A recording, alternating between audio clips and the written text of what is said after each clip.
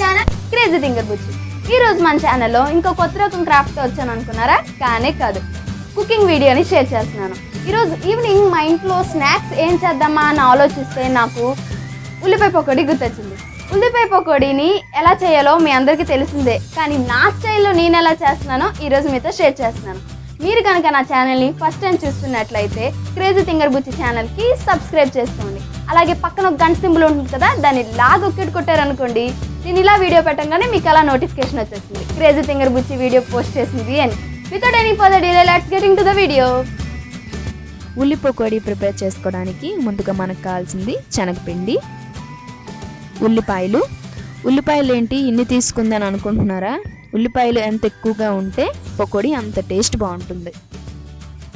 Next కారం, salt,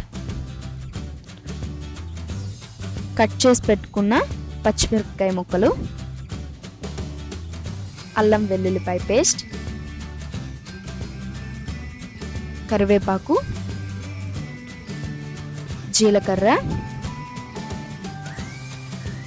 మరా పెట్టుకున్న oil, next వంట సోడా, ఫైనల్ది చాట్ మసాలా. ఇప్పుడు ఎలా కలుపుకోవాలో చూద్దాం.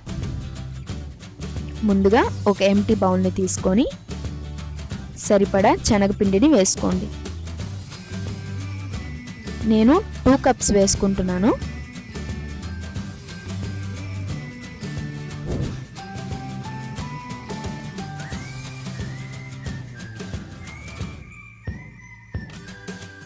నేను 2 కప్స్ వేసుకుంటున్నాను. మీరు మీకు కావాల్సినంత పిండిని వేసుకోవచ్చు. నెక్స్ట్ ఉల్లిపాయ ముక్కలు వేసుకోండి. ఉల్లిపాయ ముక్కలు వీలైనంత సన్నంగా కట్ చేసుకోండి.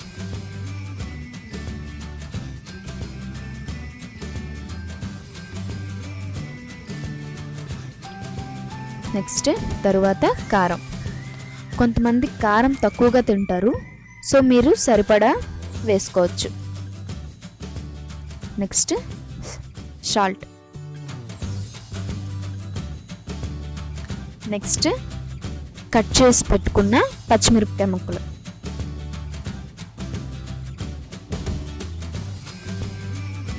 అల్లం వెల్లుల్లిపాయ పేస్ట్.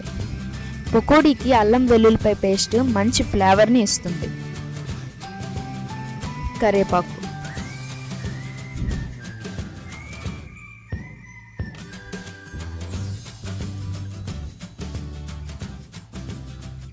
జీలకర్ర,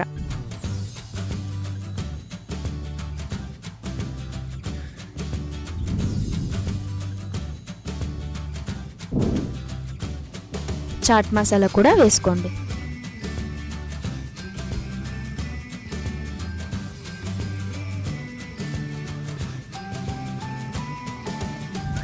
బేకింగ్ సోడా సరిపోయినంత వేసుకోండి.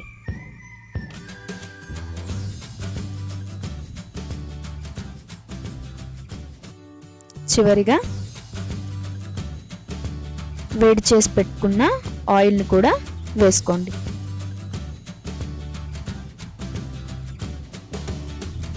ఇప్పుడు వీటిల్ని బాగా మిక్స్ చేసుకోవాలి.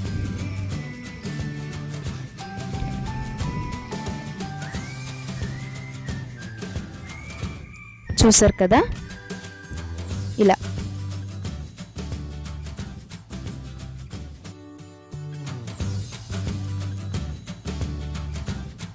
చూసారు కదా. అన్నీ ఒక బౌల్లోకి వేసుకున్నాక ఈ ఉల్లిపాయలోని రసం ఉంటుంది కదా, ఆ రసం బాగా వచ్చేటట్లు గట్టిగా కలుపుకోండి. అప్పుడే వాటర్ వేసుకోకండి. ఇలా ఉల్లిపాయలో ఉండే రసంతోనే బాగా కలుపుకోవాలి. చూసారు కదా ఇలా. ఇప్పుడు కొద్దిగా వాటర్ని యాడ్ చేసుకొని కలుపుకోండి.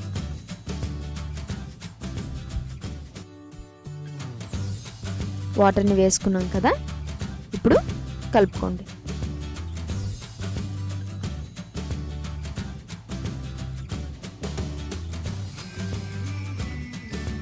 ఇలా కలుపుకోండి. అలా అని మరి పల్చగా కాకుండా మరీ గట్టిగా కాకుండా పకోడీ వేసుకోవడానికి వీలుగా ఉండేటట్టు కలుపుకోండి.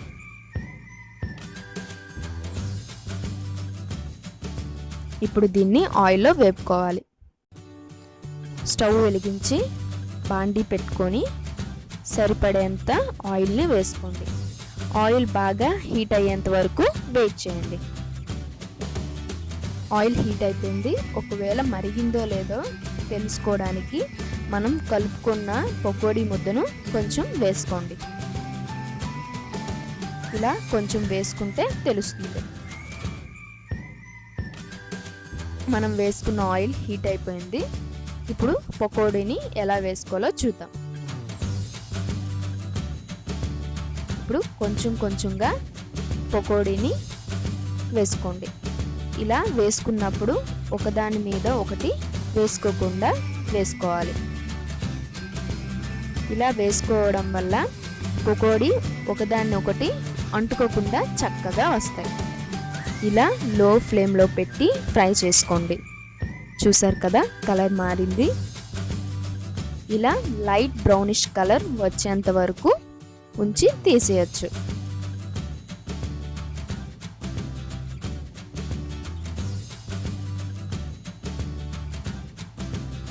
రెండు వైపులా బాగా ఫ్రై అయిందో లేదో చూసుకోండి.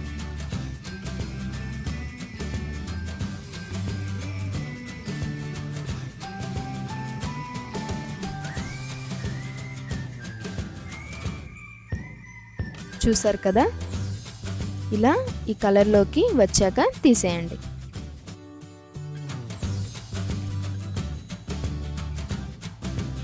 ఇప్పుడు వీటిని ఆయిల్ పీల్చడానికి డైరెక్ట్ ప్లేట్ మీద కాకుండా పేపర్ మీద కానీ టిష్యూ మీద కానీ వేసుకోండి.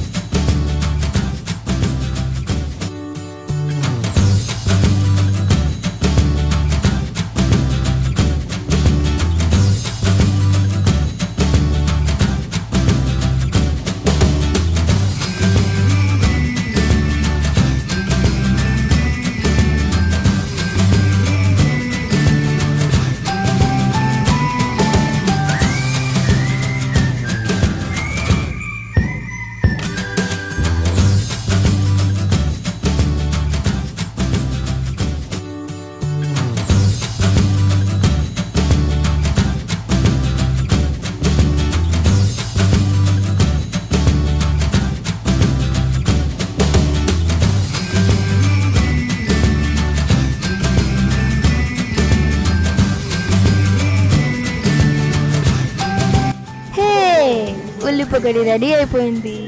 ఇంకేం లేట్ చేయకుండా లడ్డూలు వేసుకుంటూ తినేద్దాం. చూసారు కదండి ఉల్లి పకోడీని ఎలా చేయాలో. నాకైతే చాలా నచ్చింది. నా వంట నేను పొగడుకోవడం కాదండోయ్, మీరు ట్రై చేయండి. మీరు అదే మాట అంటారు. ట్రై చేసి ఎలా వచ్చిందో నాకు కామెంట్ సెక్షన్లో మెన్షన్ చేయండి. If you like the video, like, share and subscribe.